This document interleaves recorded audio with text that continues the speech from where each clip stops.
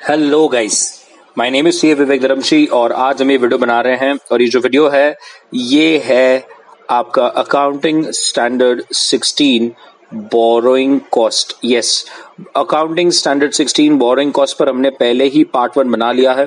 हमने पार्ट 1 में पूरी थ्योरी और उस स्टैंडर्ड की एक्सप्लेनेशन करी है और ये पार्ट 2 में हम लोग सम्स सॉल्व करने वाले हैं। बहुत सारे पास्ट एग्जामिनेशन क्वेश्चंस देखेंगे अकाउंटिंग स्टैंडर्ड 16 पर। तो आइए जल्दी से शुरू करते हैं अकाउंटिंग स्टैंडर्ड 16 के क्वेश्चंस एंड आंसर्स। मैं पहले बता दूं, आई जस्ट होप जो भी ये वीडियो देख रहा है, आई विल स्ट्रांगली रिकमेंड कि आप पहले पार्ट 1 देख लें। पार्ट 1 में पूरे स्टैंडर्ड की एक्सप्लेनेशन और थ्योरी है।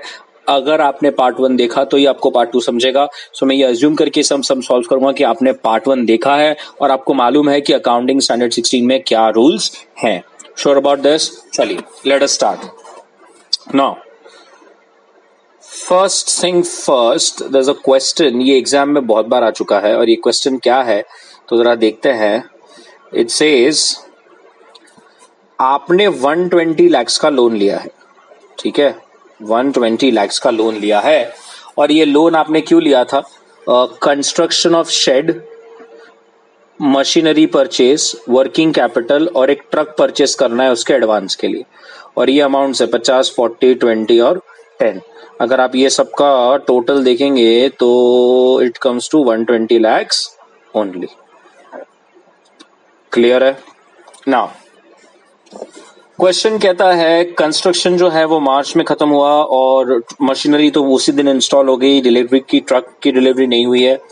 टोटल इंटरेस्ट जो आपने भरा है वो 18 lakhs है। क्वेश्चन ये सिर्फ जानना चाहता है कि आप पीएनएल में कितना डेबिट करें। अब हमें सबसे पहले हमेशा क्या देखना होता है कि कौन सा असेट क्वालिफाइंग असेट है और कौन सा असेट क्वालिफाइंग असेट नहीं है। क्लियर है? Sure about this? पक्का? तो अब अगर आप बड़ी ध्यान से देखें, लेट अस सी कौन सा असेट क्वालिफाइंग है और कौन सा नहीं है। तो क्या शेड का construction is a qualifying asset? Yes, it is a qualifying asset क्योंकि आप कंस्ट्रक्शन कर रहे हैं, वो अभी तक बन के रेडी नहीं हुआ है। सेकंड, परचेज ऑफ मशीनरी, क्या ये क्वालिफाइंग असेट है? नो, क्योंकि ये परचेस है, आप बना नहीं रहे, it is ready to use. Third, working capital, again not a qualifying asset, it just basic, अब अपने day to day working capital के लिए आपने लोन लिया है। And the fourth is advance for purchase of truck. So again this is not a qualifying asset. So ये चारों में से सिर्फ एक ही क्वालिफाइंग असेट है। कौन सा? कंस्ट्रक्शन ऑफ शेड, जिसके लिए आपने कितने का लोन लिया था? 50 लाख के लिए। सो कैन आई से इंटरेस्ट जो आप कैपिटलाइज करेंगे, क्या हम ऐसा क्रॉस मल्टीप्लाई कर लें कि 120 lakhs का जब आपने लोन लिया तो आपने टोटल इंटरेस्ट भरा 18 lakhs, तो 50 लाख के ऊपर कितना इंटरेस्ट होगा? यस और नो? बराबर है या नहीं? सो अगर आप अपने कैलसी पे देखेंगे, so this comes to 7.5 lakhs। So हम सिर्फ और सिर्फ 7.5 lakhs ही कैपिटलाइज करेंगे और बाकी का जो है इंटरेस्ट हम वो कहां लेके जाएंगे? पीएनएल। तो अगर आपने 18 lakhs का इंटरेस्ट भरा था जिसमें से 7.5 कैपिटलाइज हो रहा है, so 10.5 lakhs will be taken to PNL. Clear है? Sure about this? आ गई पूरी आइडिया आपको अच्छी तरह से? पक्का पक्का? बढ़ जाऊं आगे? सो आपके पास आप देखेंगे सोल्यूशन है, मैंने तो आपको वैसे भी सॉल्व करके बताया हुआ है। चलिए अब सेकंड क्वेश्चन देखेंगे। सेकंड क्वेश्चन क्या कहता है, ध्यान से देखेंगे। सेकंड क्वेश्चन कह रहा है कि आपने 150 करोड़ का लोन लिया है 11% पर, जबकि कंपनी का वेटेड एवरेज इज 13%। अकाउंटेंट ने 19.5 करोड़ कैपिटलाइज किया है। आपने कहीं पर सरप्लस फंड्स लगाए थे जिस पर आपको 3.5 करोड़ की इनकम आई और वो आप इनकम को पीएनएल में क्रेडिट कर रहे हो। तो क्वेश्चन कह रहा है बताओ क्या करना चाहिए। अब सबसे पहला मेरा आपसे सवाल यह है कि क्या आपको पता है weighted average cost of capital क्या होता है? तो ये weighted average cost of capital को हम लोग शॉर्ट में वैक भी कहते हैं, WACC। ये weighted average cost of capital का मतलब होता है ये इक्विटी को भी कंसिडर करता है, प्रेफरेंस को भी कंसिडर करता है, रिजर्व्स एंड सरप्लस को भी कंसिडर करता है, डिबेंचर्स को भी कंसिडर करता है, लोन को भी कंसिडर करता है। आपकी लाइबिलिटी साइड में आपने जहां जहां से भी फंड्स इकट्ठा किए हो, ये सबकी कॉस्ट को कंसिडर करता है। लेकिन हमने तो A16 में देखा है कि बोरिंग कॉस्ट जो है वो इक्विटी और प्रेफरेंसेस को कंसिडर नहीं करता, वो सिर्फ और सिर्फ क्या करता है, लोन्स को कंसिडर करता है। तो इसका मतलब क्वेश्चन में मुझे वेटेड एवरेज बोला है 13 और मुझे बोला है कि लोन लिया है 11, तो पहली बात हम 13 लेंगे कि 11 लेंगे? यस, हम लेंगे 11%, बिकॉज हमें सिर्फ लोन के रेट से लेना देना है। सो 150 करोड़ का 11%, 150 करोड़ का 11% अगर आप देखेंगे तो इट बिकम्स 16.5 करोड़, राइट? 150 का 11% बिकम्स 16.5 करोड़। और अगर आपको याद होगा पार्ट 1 में हमने कहा है अगर आपके पास कोई टेम्पररी इनकम रहती है, आप कहीं से टेम्पररी इनकम कमाते हो अपने सरप्लस फंड्स को इन्वेस्ट कर कर, तो क्या उसे हमारी जो इंटरेस्ट है उसमें से लेस कर कर नेट अमाउंट कैपिटलाइज करना है या डायरेक्ट पीएनएल में क्रेडिट करना है? यस, उसे लेस करना होता है। तो वो इनकम जो है यहां से लेस होगा 3.5 करोड़ और नेट अमाउंट जो आपका कैपिटलाइज होगा, नेट अमाउंट जो आपका कैपिटलाइज होगा वो होगा 13 करोड़ ओनली। क्लियर है? Sure about this? तो इसमें हमें इंस्टीट्यूट ने 2 बार कंफ्यूज करने का देखा, एक 11 है या 13, तो हम 11 लेंगे, और दूसरा क्या, हम इंटरेस्ट को डायरेक्ट पीएनएल में लेंगे या इंटरेस्ट की कॉस्ट से पहले लेस करेंगे और फिर नेट अमाउंट ही कैपिटलाइज करेंगे? यस, सिर्फ नेट अमाउंट ही कैपिटलाइज होगा। Sure about this? पक्का एवरीबॉडी? तो आप देखेंगे सोल्यूशन में पूरा मैंने कैलकुलेशन ऐसे तो करके रखा है, आप देख सकते हैं 13.5 करोड़, देव क्लियरली मेंशन्ड एवरीथिंग, आप उसको खुद देख सकते हैं। तो this is how it is. पक्का? नेक्स्ट क्वेश्चन, क्वेश्चन नंबर 3 कहता है big limited is a holding company of small limited. Okay, और स्मॉल लिमिटेड एक प्रोजेक्ट शुरू करने वाला है 20 करोड़ का। बिग लिमिटेड ने इन्वेस्टमेंट करी है 10 करोड़ इन द शेयर्स, और उसने ये पैसे 10% बोरो किए थे। अब वो कह रहा है कि मैं इसको कैपिटलाइज करता हूं, तो क्या वो सही है या गलत है? अब देखिए कितना खतरनाक क्वेश्चन है और बहुत अच्छा क्वेश्चन है। वो कह रहा है बिग लिमिटेड ने पहली बात तो स्मॉल कंपनी के शेयर्स खरीदे, राइट? स्मॉल कंपनी के क्या खरीदे? शेयर्स। और शेयर्स स्मॉल कंपनी जो है वो प्रोजेक्ट में लगाने वाली है, ये आपको पहले समझ रहा है एवरीबॉडी?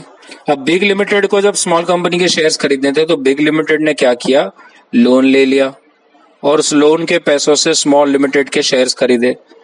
अब मेरे को बताइए, जब वो लोन पर इंटरेस्ट भर रहे हैं तो वो कह रहे हैं हम इस इंटरेस्ट की कॉस्ट को भी शेयर्स में इन्वेस्ट कर देते हैं। मेरे को बताइए क्या पहली बात तो शेयर्स एक क्वालिफाइंग एसेट है क्या? यस और नो? यस, बिल्कुल भी नहीं। शेयर्स एक क्वालिफाइंग एसेट कैसे हो सकता है? क्या शेयर्स को बनाते क्या अपन, कंस्ट्रक्ट करते शेयर्स को? क्या वो रेडी टू यूज ऐसा कोई कॉन्सेप्ट होता है क्या? नहीं। स्मॉल कंपनी प्रोजेक्ट लगा रही है, बिग कंपनी प्रोजेक्ट नहीं लगा रही। बिग कंपनी तो स्मॉल के शेयर्स खरीदने के लिए लोन ले रखा है। याद रखना, कभी भी इन्वेस्टमेंट इन शेयर्स जब हो, और शेयर्स कोई गाइस क्वालिफाइंग एसेट नहीं होता, कोई हम उसे कंस्ट्रक्ट नहीं करते, क्या उसमें कोई सब्सटेंशियल पीरियड नहीं लगता बनाने के लिए, और इसीलिए ऐसी इंटरेस्ट को आप कैपिटलाइज नहीं करेंगे, आप उसे कहां लेकर जाएंगे? यस, आप उसे लेकर जाएंगे पीएनएल में। Sure about this? आपको ऐसे इंटरेस्ट कॉस्ट को कहां पर लेके जाना पड़ेगा? पीएनएल। बिकॉज क्या हम शेयर्स एक क्वालिफाइंग एसेट है? नहीं, शेयर्स एक क्वालिफाइंग एसेट नहीं है। Sure about this? पक्का? Come to the next question, क्या कहता है? It says a firm produces its product in a peak season, और उसका पीक सीजन होता है 5 to 6 months, और बाद में बाकी के साल कोई प्रोडक्शन नहीं होता। सेल जो है वो पूरा साल होते रहता है, और इसीलिए उसे लार्ज इन्वेंट्री स्टोर करके रखनी पड़ती है। तो क्या वो ये इंटरेस्ट को फिनिश गुड्स की कॉस्ट में ऐड करे? अब मेरे को बताइए कितना पुराना है क्वेश्चन, और AS2 में कितना डेप्थ में पढ़ा, और पार्ट 1 ऑफ A16 में भी हमने देखा। मेरे को बताइए क्या इन्वेंट्री बन के रेडी है क्या?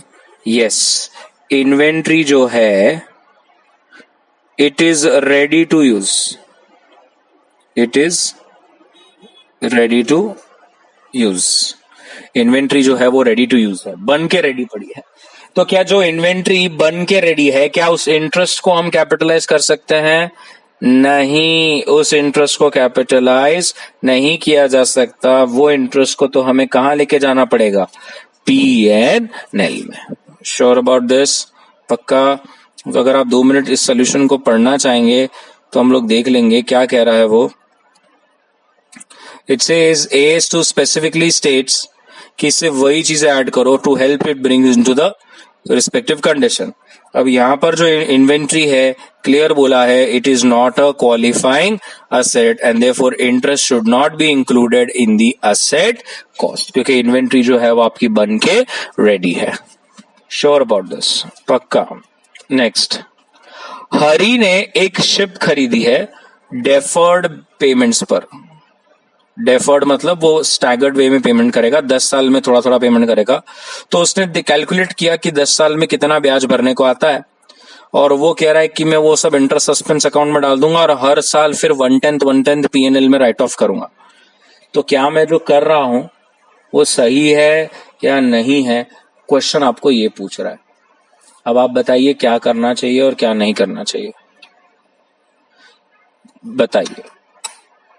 सबसे पहली चीज तो, क्या ये इंटरेस्ट को हम कैपिटलाइज कर सकते हैं क्या? नहीं। क्यों नहीं कैपिटलाइज कर सकते? Because in the given case you have purchase the ship. आपने क्या किया है? शिप को परचेज किया है। क्या आप शिप को बना रहे हो क्या? नहीं। मतलब आपका क्या शिप बन के रेडी है क्या? हाँ। अब जब आपका शिप बन के रेडी है तो आपको मेक श्योर करना है कि आप इसे कैपिटलाइज नहीं कर सकते। क्लियर है? Sure about this? पक्का? आपको इसको कहां लेके जाना पड़ेगा? P&L में। परफेक्ट। तो ये जो कंपनी का पॉलिसी है कि हम उसको डेफर करेंगे और फिर उसको करेंगे, डेफर वगैरह नहीं करेंगे। एज एंड व्हेन आपको पेमेंट आएगा और आप जब जब इंटरेस्ट चुकाओगे आपको तब तक उसको P&L में लेके जाना पड़ेगा। यहाँ पर शिप जो है वो आपका रेडी टू यूज है, अंडर कंस्ट्रक्शन नहीं है। अगर अंडर कंस्ट्रक्शन होता तो उस पर जो हम ब्याज भरते उसको P&L नहीं कैपिटलाइज करते। क्लियर है? पक्का? ये जो सोल्यूशन में जो कंक्लूजन यहाँ पर जो नोट लिखा है ना, इंटर के पीपल, ये note is not applicable to you, please make a note of this. आप अपनी बुकलेट में ये नोट को कैंसिल कर देना ना। क्वेश्चन 6 क्या कह रहा है? क्वेश्चन 6 कह रहा है हमारी इन्वेंट्री की कॉस्ट है 90,000 और बोरिंग कॉस्ट है 12,000। तो बताइए क्या होगा अगर हमारी NRV 1,15,000 है इन फर्स्ट केस और NRV है 87 इन सेकंड केस। ना मैंने आपको पहले ही बताया था कि जो अगर इंटरेस्ट एलिजिबल है और वो ऐड हो जाए तो हमारी कॉस्ट ऑफ इन्वेंट्री अब हो जाएगी 90,000 plus interest of 12,000 which comes to 1,02,000। ना उन्होंने हमें 2 सिचुएशंस बोली और दोनों ही सिचुएशंस में हमें सॉल्व करके देना है। Situation A and situation B. Situation A में कॉस्ट हमें मालूम है, अभी मैंने बताई 1,02,000 और NRV है 1,15,000। तो बताइए आप किस पर बताएंगे? वेरी गुड, यस, 1,02,000 पर।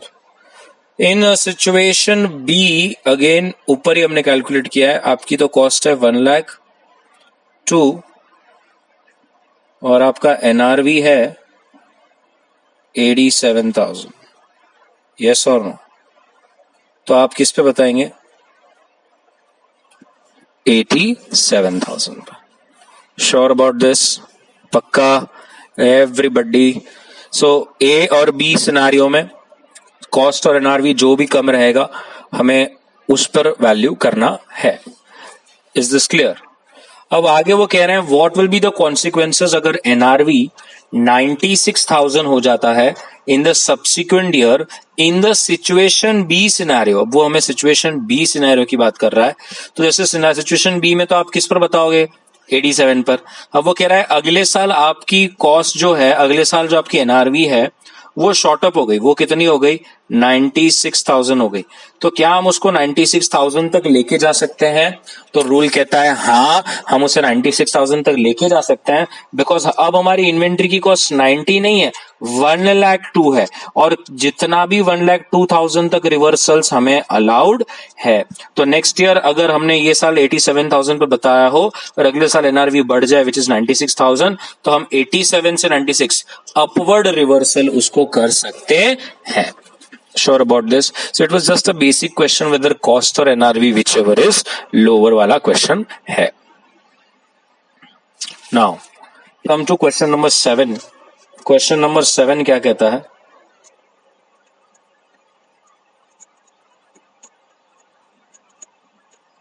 So question number 7 कहता है क्या borrowing cost incurred on loan borrowed for construction of building be capitalized when the land has been acquired but no construction has been started? लो बोलो, कंस्ट्रक्शन ही start नहीं हुआ। और आपको part 1 में पता है कि बोरोइंग कॉस्ट को कैपिटलाइज करने के लिए सबसे इंपॉर्टेंट चीज क्या है कि खर्चा हो। आपने खर्चा ही नहीं किया तो आप कैसे कैपिटलाइज कर सकते हैं? तो what will be the conclusion? No capitalisation allowed. आप कैपिटलाइजेशन नहीं कर सकते बिकॉज आपने कोई प्रोजेक्ट पर खर्चा ही नहीं किया, तो आप कैसे कैपिटलाइज करेंगे? आपको कहां लेके जाना पड़ेगा? पीएनएल में। Sure about this everybody? क्या आप देख सकते हैं यहाँ पे? So can not be capitalised. Perfect everybody. So let us see 8th question क्या कह रहा है। 8th, so Raghuram comments construction of flyover, और वो फ्लाईओवर का जो काम है, क्वेश्चन कह रहा है 1 महीने के लिए सस्पेंड हो चुका था, सिर्फ 1 महीना। तो उन्होंने क्या किया? उन्होंने भी कैपिटलाइजेशन सस्पेंड कर दिया, जो कि था 12.5 लाख रुपए 1 महीने का। अब मेरे को बताइए, यहां पर रघुराम के जो क्वेश्चन में बोला है सिर्फ 1 ही महीने का सस्पेंशन है, विच क्लियरली इंडिकेट्स कि this is not something which is abnormal in nature, right? It is something which is normal in nature. और जो कब नॉर्मल इन नेचर हो तो हम उसे क्या कहते थे? हम उसे कहते थे कि भैया this is nothing but a temporary delay. Yes और no? This is nothing but a temporary delay. और मुझे बताइए, जब कोई टेम्पररी डिले होता है तो क्या हम कैपिटलाइजेशन रुकाते हैं और पीएनएल में लेके जाते हैं या कैपिटलाइज कंटिन्यू करेंगे? यस, कैपिटलाइज कंटिन्यू होगा। आप उसे जो है वो कभी भी क्या नहीं पीएनएल में लेके जाएंगे, आप उसको क्या करेंगे? कैपिटलाइज करेंगे। Sure about this? पक्का everybody, because this is a temporary delay and there is no need for you to suspend your capitalization. Next, now what is this? Let us see. In February आपने एक bank loan लिया for construction of new factory building. Construction तो सितंबर में खत्म हो गया था और बिल्डिंग को तुरंत यूज पे लाया। इंटरेस्ट जब तक आपने कंस्ट्रक्शन किया वो 18 लाख था, वेयर ऐसे तो टोटल इंटरेस्ट 25 लाख था। तो क्वेश्चन कहता है क्या 25 लाख का पूरा हमने फैक्ट्री बिल्डिंग कॉस्ट में कैपिटलाइज करना चाहिए, ये सोचकर कि लोन तो वैसे भी हमने फैक्ट्री बिल्डिंग के लिए ही लिया था। अब ये देखिए कैसा खतरनाक और सिंपल क्वेश्चन है। ये कह रहा है जब से हमने लोन लिया है और जब तक हमने लोन चुकाया, टोटल लोन जो था उस पर हमने ब्याज भरा 25 lakh. Total interest that we have paid is 25 lakh. But वो कह रहा है कि बीच में ही बिल्डिंग रेडी टू यूज हो गई थी। क्या हो गई थी? Ready to use. और उसको तुरंत उन्होंने यूज में भी लाना चालू कर दिया। और जब तक रेडी टू यूज हुई थी ना, तब तक इंटरेस्ट का कॉस्ट था सिर्फ और सिर्फ 18 लाख। तो अब क्वेश्चन आपको ये पूछ रहा है कि मैं 18 लाख कैपिटलाइज करूं या 25 लाख कैपिटलाइज करूं? तो यस, यू आर राइट। हमने कितना कैपिटलाइज करना चाहिए? हमने सिर्फ और सिर्फ we should only capitalise 18 lakh, because हमारा थ्योरी में सेसेशन ऑफ कैपिटलाइजेशन में लिखा है कि जिस दिन आपकी पूरी एक्टिविटी खत्म हो जाए और आपका असेट रेडी टू यूज हो जाए, उस दिन से आपको कैपिटलाइजेशन बंद कर देना है। ये जो रिमेनिंग 7 लाख है ये आपको पीएनएल में लेके जाना पड़ जाएगा। Sure about this. जब तक असेट बन रहा था तब तक जितना भी इंटरेस्ट कॉस्ट हुआ है आप उसको कैपिटलाइज कर सकते हैं। श्योर अबाउट दिस, पक्का? एवरीबडी समझ में आया? बढ़ जाऊं आगे। नाउ नेक्स्ट,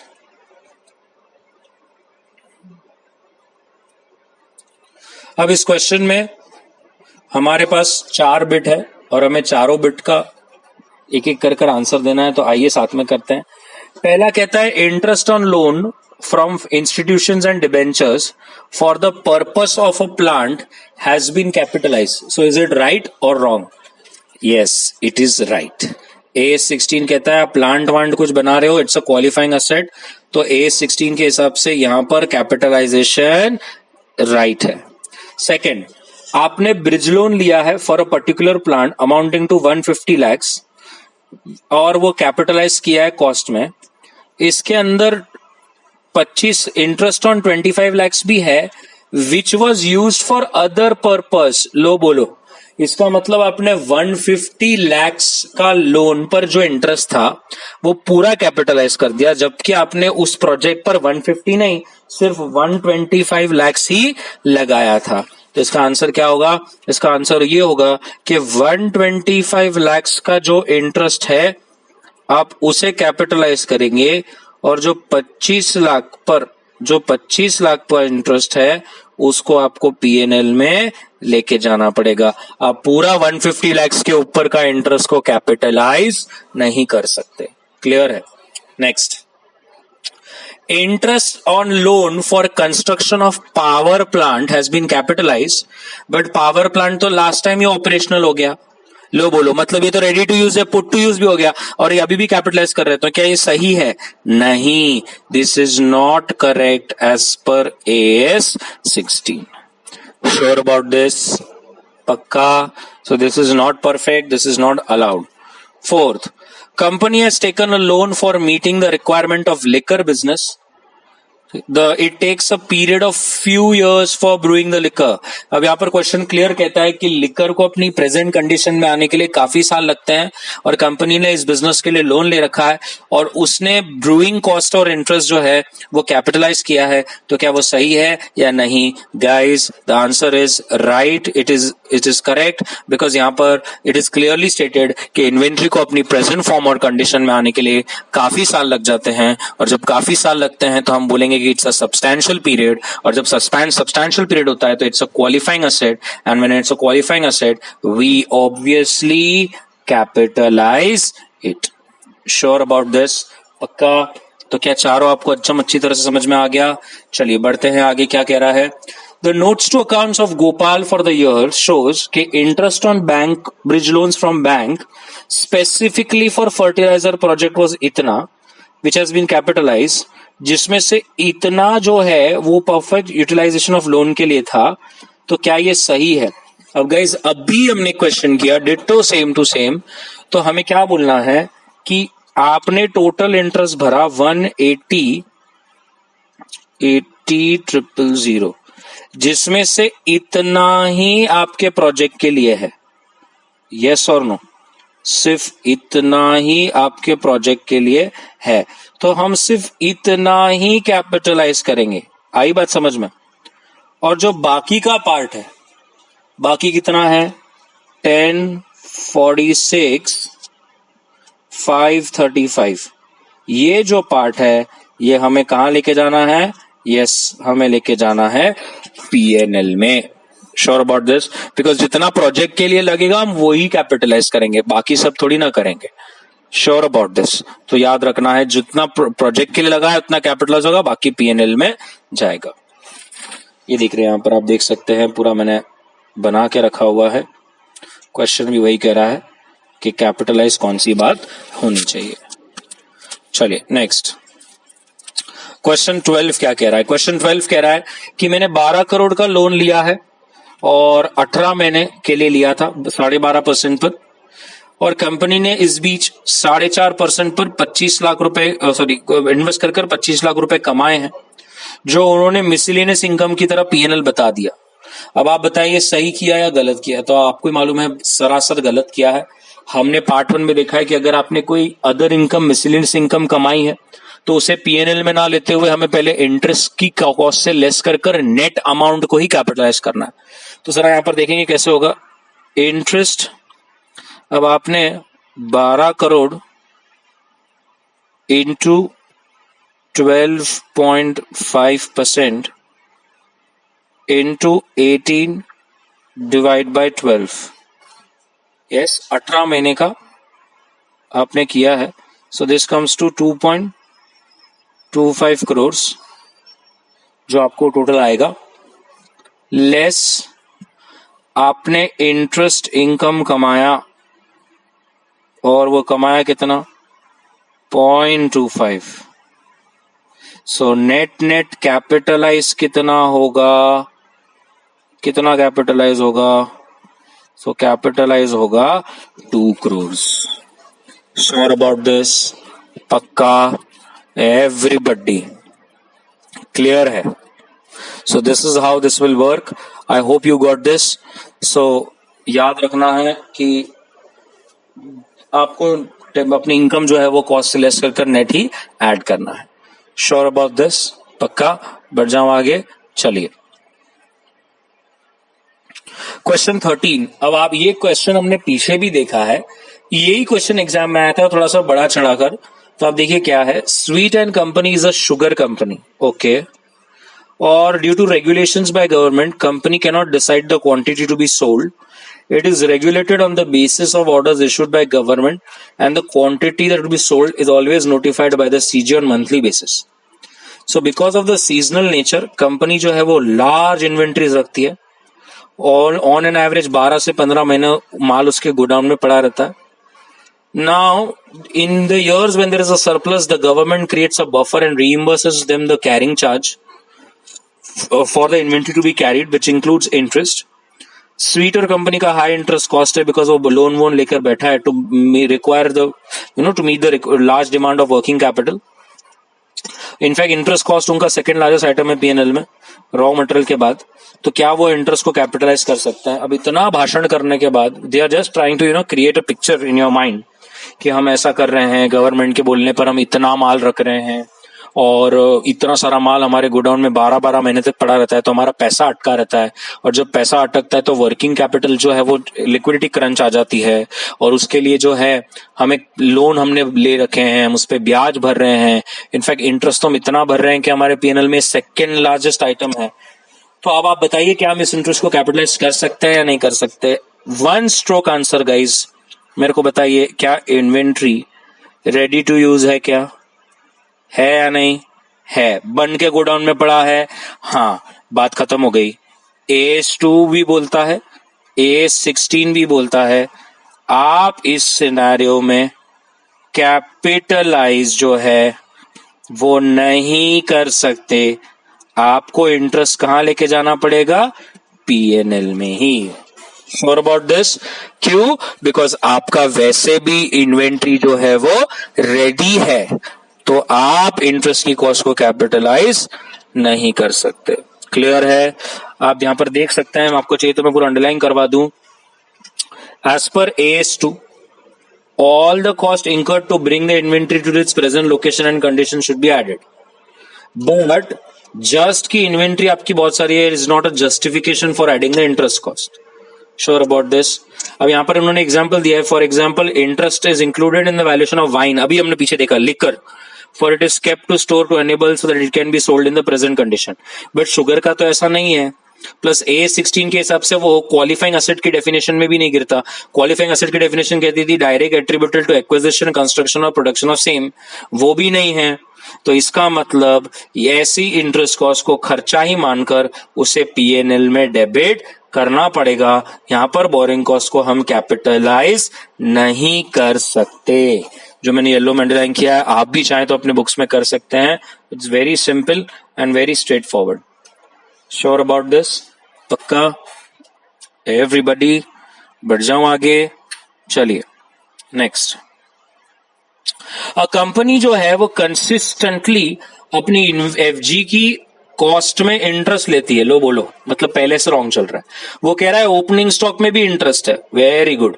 और वो कहता है कि कंसिस्टेंसी के हिसाब से क्लोजिंग स्टॉक में भी हम इंटरेस्ट लेंगे, बिकॉज अगर इंटरेस्ट ओपनिंग में भी रहा और क्लोजिंग में भी रहा तो नेट इंपैक्ट ऑलमोस्ट नील हो जाएगा। एज एन ऑडिटर आप बताओ क्या होगा। अब मुझे बताओ ये सम कर रहा है या मजाक कर रहा है, कोई पता नहीं चल रहा। पहली बात तो हमने मालूम है कि AS2 क्लियर कहता है कि इन्वेंट्री की कॉस्ट में इंटरेस्ट आता ही नहीं है, पहले तो वो वहां गलत कर रहा है। सेकंड, वो ऐसा ये स्टूपिडिटी है कि ओपनिंग में भी इंटरेस्ट है क्लोजिंग में भी इंटरेस्ट रहेगा तो सामने सामने तो काटा काटी नील हो जाएगा, बिल्कुल भी गलत, ऐसा अलाउड ही नहीं है। और ये बोल रहे हैं कंसिस्टेंसी फॉलो कर रहे हैं। अब AS1 में हमने देखा था, AS1 में कहा था कि consistency should not be used as a tool for inadequate treatment. तो अगेन यहां पर ये जो ये कर रहे हैं ये गलत है, this is wrong, you are not fulfilling AS16 what AS16 says. PNL में आपने चार्ज करना चाहिए, it is not only sufficient to draw, you are not even conforming with AS2 and AS16। और ऑडिटर अपनी रिपोर्ट में ये सब mandatory report कर देगा कि आपने ऐसा ऐसा गड़बड़ किया है। Sure about this? पक्का?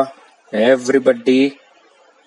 नेक्स्ट, एक कंपनी है जिसने बहुत हैवी मशीनरीज इंपोर्ट करी है और उसको बहुत टाइम लग गया वॉयज में। वॉयज मतलब जर्नी में, शिप से जब माल आता है तो बहुत समय उसमें लग गया और वो कस्टम्स में भी बहुत समय तक अटका पड़ा था due to legal formalities.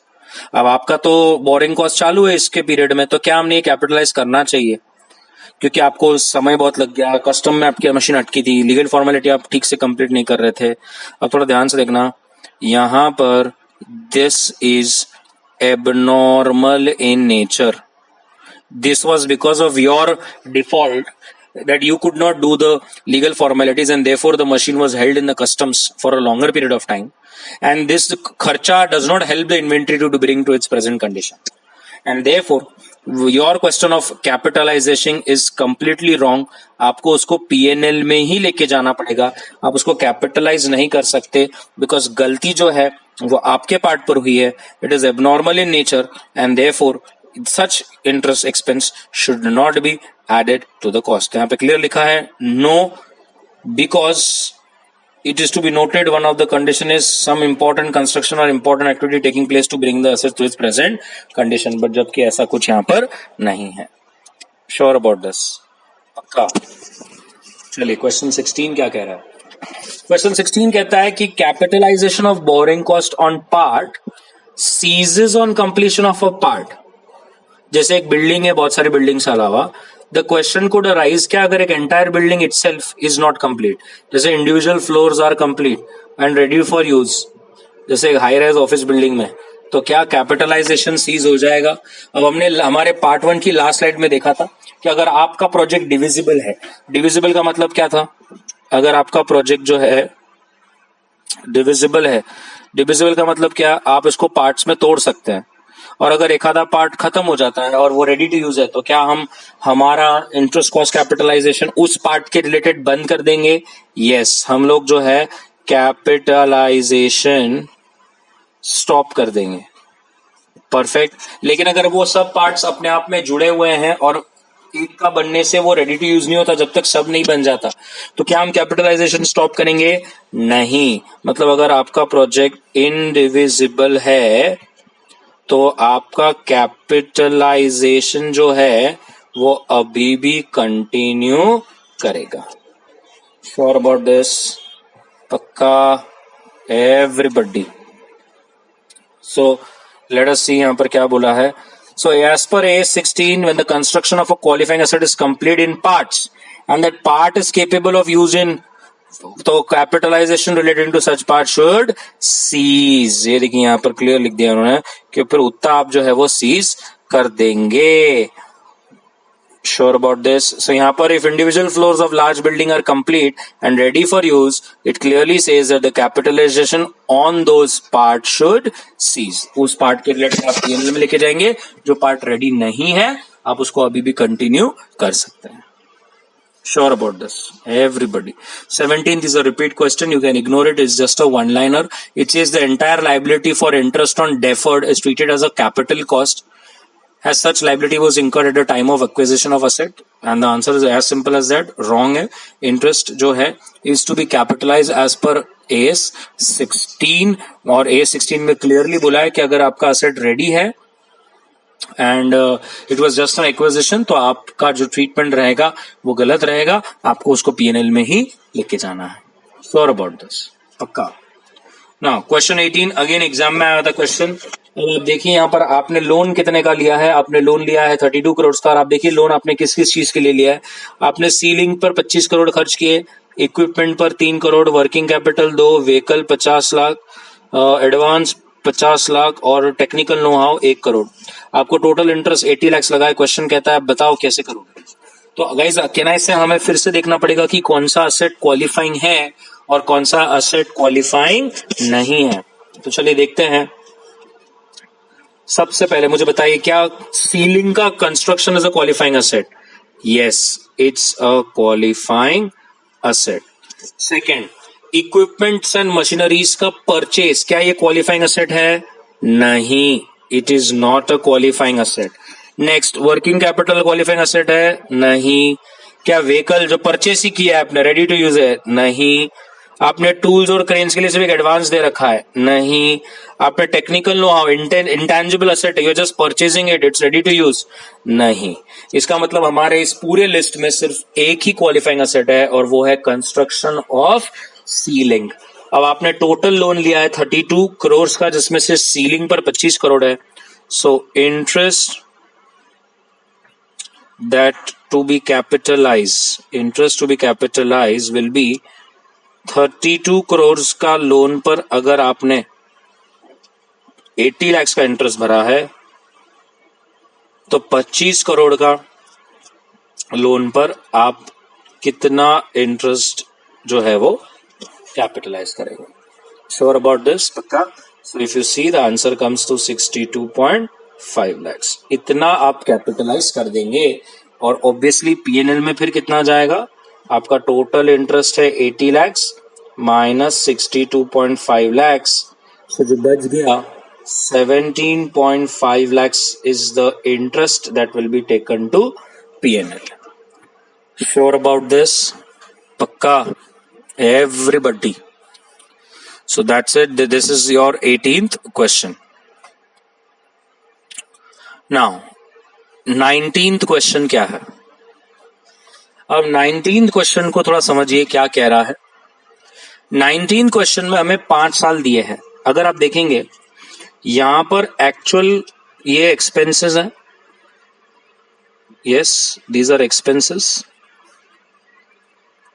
And यहां से यहां it is your loan, right? याद रखना है लोन का जो इंटरेस्ट रहेगा वो 12% रहेगा। यस और नो? अब आपको क्वेश्चन कह रहा है at the end of 5th year ये एसेट की क्या वैल्यू रहेगी, आप वो हमें बता दीजिए। क्लियर है? Sure about this? तो जरा 2 मिनट देखिए अब कैसा है। अब देखिए ईयर 1 में मेरा ओपनिंग जो है वो 0 है, राइट? अब यहां पर देखिए ईयर 1 में आपका खर्चा है 100, तो आपने यहां पर भी लिया 100, ठीक है? फिर आपने बोरोइंग किया 60, तो आपने यहाँ पे 60 लिख के रखा है, लेकिन आपको मालूम है कि हम लोन के अमाउंट को ऐड नहीं करते, इंटरेस्ट के ऐड करते हैं ना। तो 12% 60 पर कितना होता है? 7.2, तो ये 107.2 आ गया। कैसे आ गया समझाना? 100 प्लस 7.2। क्लियर है? अब यही 107.2 हमारे सेकेंड ईयर का क्लोजिंग बन जाता है। अब सेकेंड ईयर का खर्चा कितना है? 100, तो हमने फिर लिख दिया। अब आपने सेकेंड ईयर और लोन लिया है कितने का? 60, और पहले से आपने कितने का लोन ले रखा था? 60 का, तो अब टोटल लोन कितना हो गया? 120। अब 120 पर 12% कितना होता है? 14.4। तो अब ये जो 221.6 ये कैसे आया? आपका ओपनिंग था 107.2 प्लस करंट ईयर आपने खर्चा किया 100 प्लस करंट ईयर में आपका जो इंटरेस्ट है वो है 14.4, तो इस तरह से आपका आया 221.60। क्लियर है? Sure about this. अब ये 221.6 ही आपका फिर से क्या बन जाएगा, ओपनिंग। अब आपका थर्ड ईयर का खर्चा कितना है, 80, तो आपने कितना लिया, 80।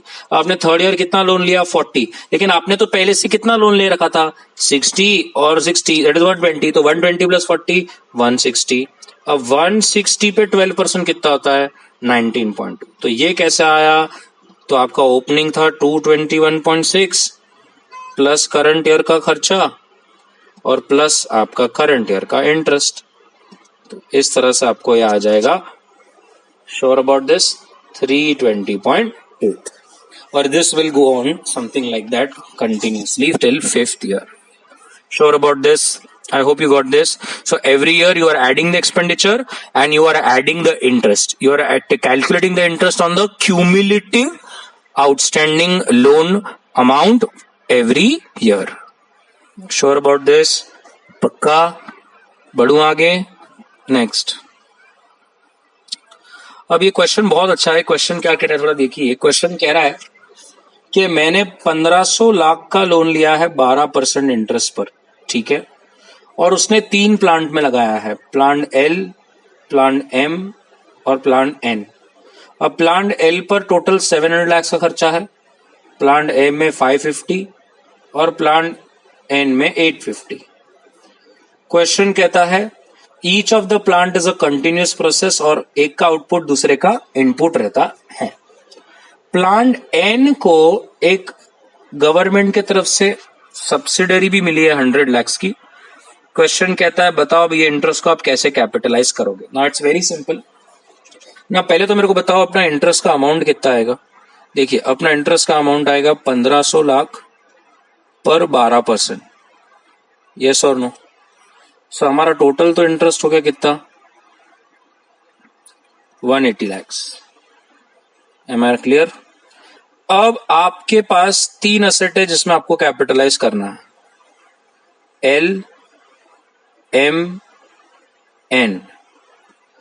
एल में कितना है, 700, लेकिन यहां पर आपने देखा 100 का तो आपको एन में है ना, तो यहां पर आएगा 550,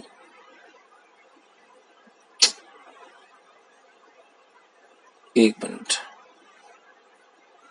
550 और यहां पर आएगा 850, लेकिन -100 बिकॉज गवर्नमेंट ग्रांट मिला है आपको, so this becomes 750।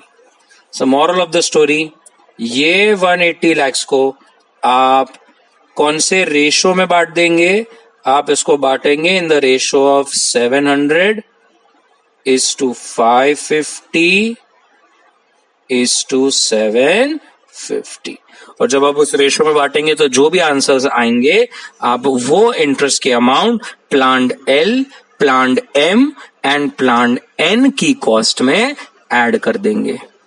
Sure about this? पक्का? Everybody? What was important in this was seeing this, क्योंकि आपको याद रखना है सब्सिडी आपको कॉस्ट से लेस करनी है, बिकॉज वो आपने नहीं भरी, वो गवर्नमेंट ने भरी है। और फिर आपका सही रेशो होगा 700 is to 550 is to 750। Clear है? Sure about this? पक्का? और आपका total interest amount was 180 lakh, और आपको 180 लाख ये वाले रेशो में बांटना है, तो आपको पता चल जाएगा कि हर एक प्लांट को कितना इंटरेस्ट ऐड करना है। Sure about this? पक्का? चलिए नेक्स्ट। अब ये क्वेश्चन भैया बड़ा ही इंपॉर्टेंट, बहुत ज्यादा इंपॉर्टेंट है। अब ये वो क्वेश्चन है जो मैंने आपको पार्ट 1 में बोला था कि मैं एक्सचेंज रेट डिफरेंस जो है, एक्सचेंज रेट डिफरेंस का जो पार्ट मैंने 1 में आपको नहीं बताया, मैंने बोला था मैं आपको पार्ट 2 में डायरेक्ट सम ही करके बताऊंगा। तो यस, ये वो वाला पार्ट है, बिल्कुल ध्यान से देखना है। अब ये this is applicable when you take a foreign currency loan. So what happens is accounting standard 11 which talks about foreign exchange and accounting standard 16 also comes into picture because you have taken a loan. So when you take a loan you have done interest outflow. So AS 11 और AS 16 दोनों आता है, तो हमें यहाँ पर ये देखना है कि इंटरेस्ट का कितना अमाउंट का treatment will be done as per AS 11 और इंटरेस्ट की कितनी अमाउंट का treatment will be done as per AS 16, right? चलिए ना, सम अच्छी तरह से देखना है। You have taken a loan of $20,000 on 1st April at 5% On that date, the rate of dollar was 40 rupees. On 31st of March, the rate was 43. Question कहता है करके बताओ सब, अगर लोकल करेंसी में लोन लेते तो 11% होता, और फिर से एक बार करना है, अगर 13% होता तो क्या।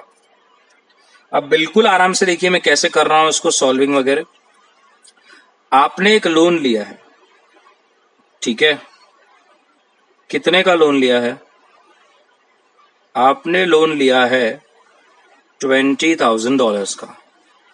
कब लिया था, 1 अप्रैल को। तब क्या रेट चल रहा था, 40 रुपीज पर डॉलर, और साल अंत पर क्या चल रहा था, 43 रुपीज पर डॉलर। अच्छा, ये जो 20,000 का आपने लोन लिया था क्या रेट पे लिया था, 5%। अच्छा, अगर आप इंडिया करेंसी में लोन लेते इंडिया में तो क्या आपको रेट गिरता, मैं अभी सिचुएशन 1 ही सॉल्व कर रहा हूं, सो वो होता है 11%। ठीक है, ये हमारी प्राइमरी डिटेल्स है। मैं अभी एक बार फिर से बता दूं, आपने लोन लिया है $20,000 एट 5%। अगर आप यही लोन इंडिया में लेते तो 11% पर मिलता। जब आपने लोन लिया तो 40 रुपीज पर डॉलर चल रहा है, जब 31 मार्च है तो 43 रेट हो चुका है। अब आपको क्या करना है, सिंपल समझना कैसा है, पूरा पहले आप जबकि आपने फॉरेन करेंसी का लोन ले लिया है तो पहले फॉरेन करेंसी के लोन लेने से क्या क्या दिक्कतें हुई आप पहले वो निकाल लीजिए। सही है। अब कह रहा है इससे सबसे पहली जो दिक्कत वो ये हुई है कि आपकी लायबिलिटी बढ़ गई। यस और नो, आपकी लायबिलिटी जो है वो बढ़ गई। अब आप बोलेंगे सर लायबिलिटी कैसे बढ़ गई, अरे भैया जब तूने लोन लिया था तो 40 रुपए पर डॉलर था, आज 31 मार्च है, हम बैलेंस शीट बना रहे हैं और हम AS 11 में देखेंगे कि the loans has to be shown at the current rate. तो जो आपका लोन आपने 40 रुपए पर डॉलर पे लिया था, आज आपको वो 43 रुपीज पर डॉलर है। मतलब अगर आप चुकाने जाओगे तो आपको हर डॉलर के 3 रुपीज एक्स्ट्रा देना पड़ेगा। तो आपकी पहले तो लायबिलिटी बढ़ गई, कितने से बढ़ गई, so 43 minus 40 into 20,000, so this comes to 60,000। तो आपका 60,000 से लायबिलिटी तो ऐसे भी बढ़ गया। सही है। और आपने लोन लिया, आप उस पर इंटरेस्ट चुकाओगे, यस और नो। अब आप कैसे, कितना इंटरेस्ट चुकाओगे, $20,000 है, राइट, इंटू 43 रेट चल रहा है, इंटू 5%। तो आपका इंटरेस्ट अमाउंट कितना आता है, आपका इंटरेस्ट अमाउंट आता है 43,000।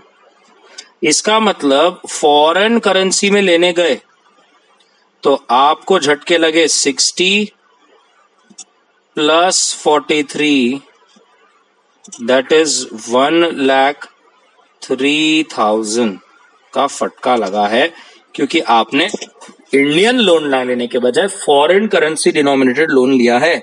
एक इंटरेस्ट भरने को आया है और एक आपको लायबिलिटी में इंक्रीज हुआ है। ठीक है, अब समझ लीजिए अगर आप इंडिया में ही लोन लेते तो क्या होता।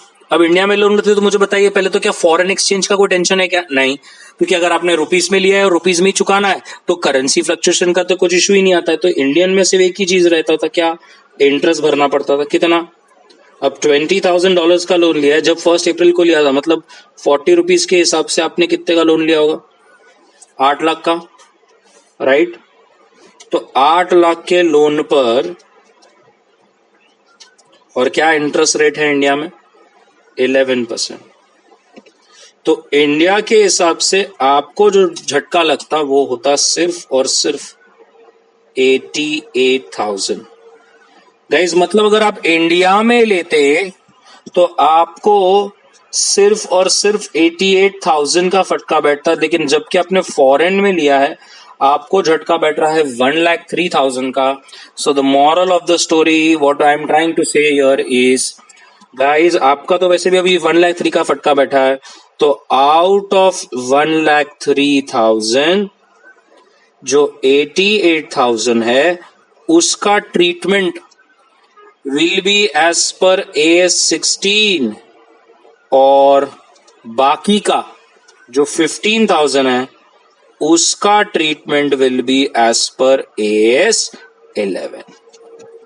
अब समझा क्या था वो, तो वो एक्सचेंज रेट डिफरेंसेस जो हमारे बोरोइंग कॉस्ट में पार्ट 1 में डेफिनेशन में इंक्लूडेड था, वो ये बता रहा था कि जब भी आप ये जैसे फॉरेन करेंसी में लोन लोगे, आपको जो भरने का आएगा, तो उस अमाउंट के 2 पार्ट किए जाएंगे। एक पार्ट का treatment will be as per AS 16 और दूसरे पार्ट का treatment will be as per AS 11। Clear है? Sure about this everybody? क्या ये पूरा क्लियर हो गया आपको?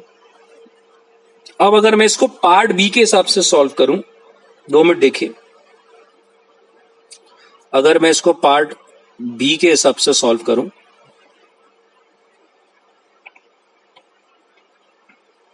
तो पार्ट बी में उन्होंने क्या चेंज कराया है? यस, पार्ट बी में उन्होंने क्या चेंज कराया है?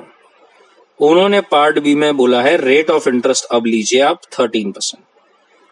अब अगर 13% होता तो इसका आंसर कितना आ रहा है? इसका आंसर आ रहा है 1,04,000। गाइस अब देखो, अगर आपने फॉरेन में लिया तो आपको 1,03,000 गिरा, जबकि आप अगर इंडिया में लेते तो आपको 1,04,000 ही गिरता। तो इसका मतलब the treatment will be, the rule says full 1,03,000 का treatment will be as per AS 16। यहां पर AS 11 का कोई एप्लीकेबिलिटी ही नहीं आएगा। अब समझ गया दोनों? इसलिए जान मुझसे पता चला उन्होंने आपको 2 सिनेरियोस की दिए, एक 11% का और एक 13% का, बिकॉज जब 11% से कैलकुलेट कर देखा तो पता चला कि उसमें AS 16 का पार्ट भी और AS 11 का भी। लेकिन अभी अब जब हमने 13% करके देखा तो इंडिया के हिसाब से जो आपका टोटल पेबल आ रहा है वो 1,04,000 है, जबकि आपके एक्चुअल पेबल जो है 1,03,000। इसका मतलब ये पूरा 1,03,000 जो है वो एज पर AS 16 होगा। यहाँ पर AS 11 की कोई एप्लीकेबिलिटी ही नहीं रहेगी। Sure about this? पक्का? एवरीबडी, इज दिस क्लियर यहां तक? नाउ इसके बाद के जो क्वेश्चंस हैं, क्वेश्चन नंबर 22 से हम लोग पूरा सॉल्विंग वाला पार्ट रहेगा, हम लोग उसको सॉल्व करने वाले हैं। मुझे आपको सॉल्व करके बताना पड़ेगा, इट्स हार्डकोर प्रैक्टिकल, तो हम लोग वो पार्ट 3 में करेंगे। यहां तक पार्ट 2 तक हमने वो सम्स किए जो हम एकदम आराम से छोटे से कैलकुलेशन या थ्योरेटिकल पार्ट में हम लोग खत्म कर सकते हैं। पार्ट 3 हम लोग AS 16 पे और क्वेश्चंस करने वाले हैं, लेकिन वो क्वेश्चंस हार्डकोर प्रैक्टिकल है और मैं आपको सॉल्व करके बताने वाला हूं। Sure about this? So part 3 में हम लोग आगे बढ़ेंगे विद मोर, थोड़े से टफ क्वेश्चंस, थोड़े से और कैलकुलेटिव, थोड़े से और ज्यादा प्रैक्टिकल क्वेश्चंस, बट यहां तक के लिए हमारे थियरी और basic sums are over. Sure about this? Hope आपको अच्छा लगा और सब समझ में आया। अच्छा लगा तो please share and subscribe. Thank you very much.